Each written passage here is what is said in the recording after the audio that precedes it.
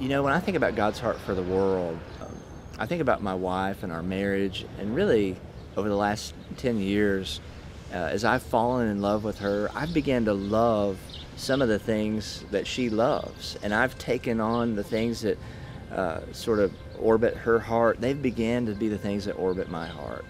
And when we look at God's heart for the world, I think it's simply Christians looking and saying, God, if this is what you love, that's a big enough reason for me to begin to get involved.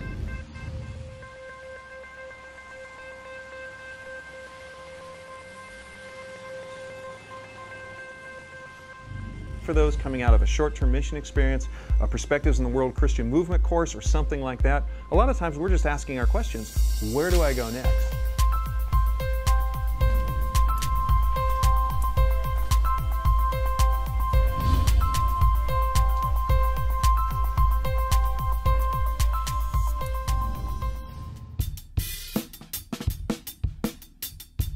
Start out with learning. Man, before we can really be involved in God's heart for the world, we gotta be educated about it and learn about it, learn the needs in the world, and then learn about God's word, how He views missions. You have to go in with it with a humble attitude almost, and start all over. When I started taking Perspectives, I felt like a baby Christian all over again. Praying, it's so simple, and we don't even think about the impact that we could have.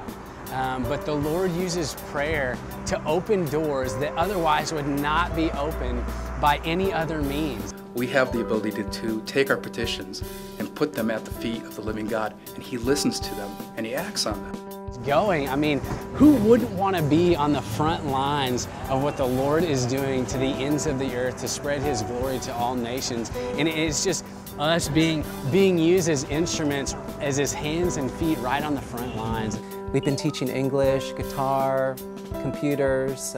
Some other short-term teams have come in and taught karate, cooking. Sending is just really saying, man, how can we be those people who are holding the rope for those people who are going out to the ends of the earth? Sending care packages, or even just writing letters. You feel as if you're there. I mean, you're not just on the periphery of giving money or seeing them every 4 years. Welcoming Internationals is just kind of taking advantage of the doors that the Lord has opened to just really reach the nations that are even right here.